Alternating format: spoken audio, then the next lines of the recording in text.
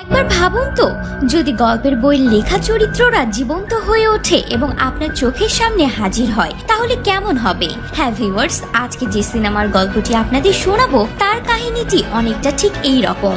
আপনারা যারা রহস্য ও অ্যাডভেঞ্চার প্রিয় মানুষ রয়েছেন, আশা করি তাদের এই গল্পটি ভালোই লাগবে। তো আজকে সিনেমার নাম হচ্ছে গোসবাম্প। মুভির শুরুতে আমরা দেখি বাবার মৃত্যুর পর জ্যাক তার মায়ের সাথে নিউ ইয়র্ক থেকে মেডিসিন নামক একটি ছোট্ট শহরে চলে আসে। সেখানকার হাই স্কুলের ভাইস প্রিন্সিপাল হিসেবে তার মা জয়েন করে। এরপর জ্যাকের পরিচয় হয় প্রতিবেশী হেনার সাথে। হেনা ছিল খুবই সুন্দরী এবং ফ্রেন্ডলি, কিন্তু তার বাবা ছিল সম্পূর্ণ বিপরীত। সে হেনাকে কারোর সাথে মিশতে দিত না এবং জ্যাককে সে তার মেয়ের থেকে দূরে থাকতে বলে। জ্যাকের কাছে লোকটি খুব মিস্টিরিয়াস মনে হয়। পরের দিন জ্যাক তার নতুন স্কুলে যায়, যেখানকার ভাইস প্রিন্সিপাল হিসেবে তার মা জয়েন করেছে। প্রথম দিন চ্যাম্প নামে একটি ছেলের সাথে জ্যাকের বন্ধুত্ব হয়। চ্যাম্প ছিল একটু ভোলা ভালা স্বভাবের। সেদিন রাতে হেনার সাথে জ্যাকের আবার দেখা হয় এবং হেনা জ্যাককে একটি পরিত্যক্ত পার্কে ঘুরতে নিয়ে যায়, যেটি ছিল খুবই সুন্দর। তারা সেখানে একটি নাগরদোলায় চড়ে। জ্যাক প্রথমে ভয় পেল, পরে খুব এনজয় করে। নাগরদোলায় বসে তারা একে অন্যের সম্পর্কে জানতে পারে। বাড়ি ফেরার সময় তারা হেনার বাবার সামনে গিয়ে পড়ে আর জ্যাককে শেষবারের মতো ওয়ার্নিং দেয়। সেদিন রাতে হেনার বাবা হেনাকে খুব বকাবকি করে এবং হেনা চিৎকারের শব্দ জ্যাক শুনতে পায়। জ্যাক ভাবে হেনা বিপদে আছে, তাই সে হেনাকে উদ্ধারের জন্য তার বাড়িতে যাওয়ার কথা ভাবে।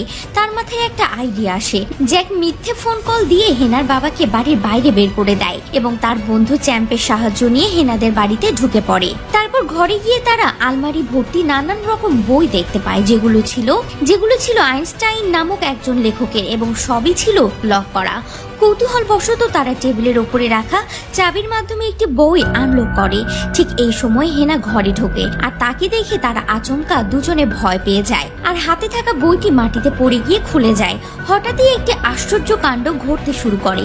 বইয়ের মধ্যে থেকে একটি ধোঁয়ার কুণ্ডলী বের হতে থাকে আর সেখান থেকে আবির্ভাব হয় বিশাল দেহী দানব স্নোম্যানের। ঘর বাড়ি তছনছ করে স্নোম্যান বাইরে বেরিয়ে পড়ে। হেনা ও জ্যাকরা তার পিছু পিছু যায় তাকে বইয়ের মধ্যে পুনরায় ফিরিয়ে আনার জন্য, কিন্তু তারা ব্যর্থ হয়। অবশেষে হেনার বাবা এসে স্নোম্যানকে বইয়ের মধ্যে ফিরিয়ে আনতে সক্ষম হয়। এরপর জ্যাক এসবের কারণ কি জানতে চাইলে হেনার বাবা বলতে শুরু করেন তিনি স্বীকার করে নিতে বাধ্য হন যে তিনি হলেন এই বইগুলির লেখক, স্বয়ং আইনস্টাইন। ছেলেবেলায় তার অ্যালার্জি থাকার কারণে সে বাড়ি থেকে বেরোতো না। অন্য ছেলেরা তার বাড়ির জানালায় পাথর ছুঁড়ে তাকে বিরক্ত করত।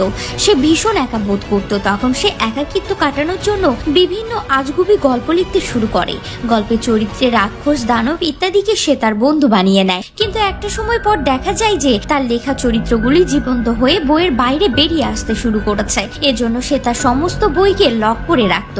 বাড়ি ফেরার পর তারা দেখতে পায় যে একটি বই খোলা পড়ে আছে আর তার ভেতরে চরিত্রে স্ল্যাপি, যে ছিল একটি পুতুল, সে বাইরে বেরিয়ে এসেছে। স্ল্যাপি ছিল খুবই বুদ্ধিমান একটি চরিত্র। আইনস্টাইন তাকে কৌশলে বইয়ের ভেতরে ঢোকানোর চেষ্টা করে, কিন্তু বুদ্ধিমান স্ল্যাপি আগেই তা বুঝে ফেলে। সে আইনস্টাইনের উপর রেগে যায় এবং তারা যে এতদিন বইয়ের মধ্যে বন্দি অবস্থায় ছিল তার প্রতিশোধ নিতে চায়। সে তার বইটিকে পুড়িয়ে ফেলে যাতে তাকে আর বন্দি না করা যায় এবং তার অলৌকিক ক্ষমতা বলে সে বাকি সব বইগুলো নিয়ে অদৃশ্য হয়ে যায়। স্ল্যাপি অন্য কয়েকটি বই খুলে সেখানকার মনস্টারদের মুক্ত করে দেয় এবং তারা মেডিসিন শহরে অনেক ক্ষতি করে ফেলে। এসব মনস্টাররা আইনস্টাইনকে মেরে ফেলার চেষ্টা করে। কোনো ক্রমে তারা রক্ষা পায়। হেনা জিজ্ঞাসা করে এখন উপায় কি। তখন জ্যাক একটি আইডিয়া দেয়, এমন একটি গল্প লেখা হোক যার মাধ্যমে সব মনস্টারদের আবারও ফেরত পাঠানো যাবে। আইনস্টাইন জানায় যে এজন্য তার একটি বিশেষ টাইপ রাইটারের দরকার, যেটি জ্যাকদের স্কুলে রাখা আছে। এজন্য তারা স্কুলের দিকে রওনা হয়।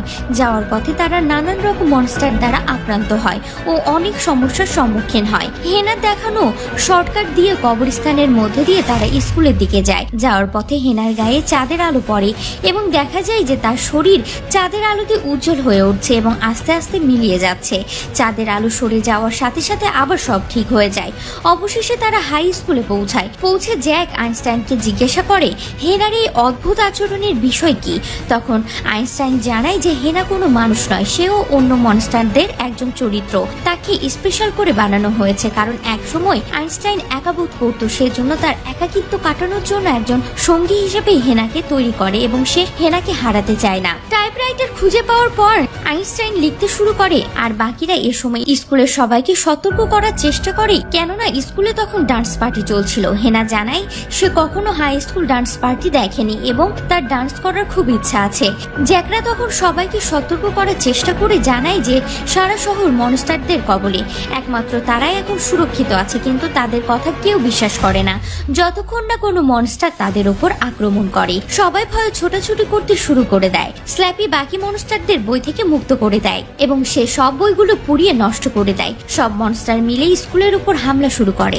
স্ল্যাপি আইনস্টাইনের উপর আক্রমণ করে ও তার হাত জখম করে দেয় যাতে সে আর লিখতে না পারে। তখন জ্যাক বুদ্ধি করে বোমা ভর্তি একটি স্কুল বাসকে জ্বালিয়ে দেয় আর মনস্টাররা তার উপর ঝাঁপিয়ে পড়ে এবং বোমা ফেটে অনেক মনস্টার মারা যায়, কিন্তু পুনরায় জীবন্ত হয়ে ওঠে তারা আবার। এই সুযোগে জ্যাকরা অন্য একটি স্কুলে বাসে করে একটি নিরাপদ জায়গায় চলে যায় যেটি ছিল পরিত্যক্ত।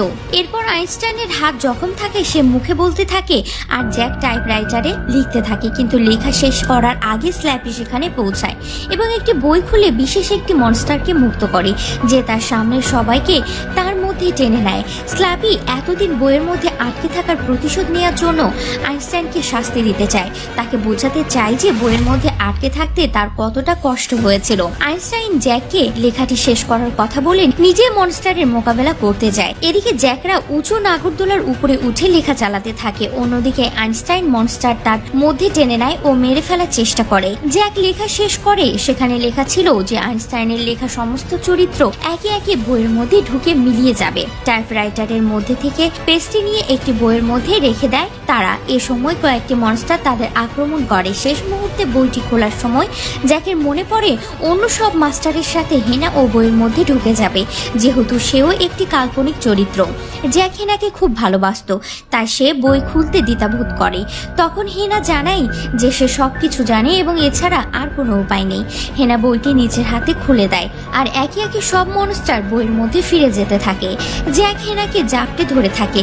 হেনা জানায় যে সেও জ্যাককে খুব মিস করবে, সে জ্যাককে ভুলে যেতে বলে। এরপর হেনার দেহ আস্তে আস্তে মিলিয়ে যেতে থাকে ও এক সময় পুরোটা বইয়ের মধ্যে চলে যায়।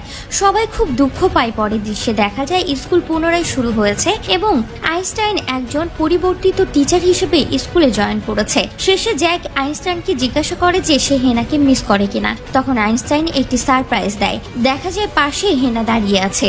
আইনস্টাইন বলে যেহেতু সবাই হেনাকে মিস করছিল তাই সে আরেকটি নতুন বই লিখেছে যেখানে হেনাকে ফিরিয়ে আনা হয়েছে। জ্যাক খুব খুশি হয় ও দুজন মিলে গল্প করতে থাকে। এরপর দেখা যায় আইনস্টাইনের টাইপরাইটারটি নিজে নিজে লেখা হচ্ছে। ইনভিজিবল বয় নামক এক অদৃশ্য চরিত্র যে কিনা বাইরে থেকে গিয়েছিল আর সে প্রতিশোধ নিতে চায়।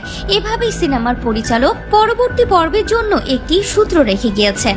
তো ভিউয়ার্স, সিনেমার গল্পটি আপনাদের কেমন লাগলো? এছাড়া এই সিনেমার পরবর্তী পার্টটি দেখতে চাইলে কমেন্ট করে জানাবেন।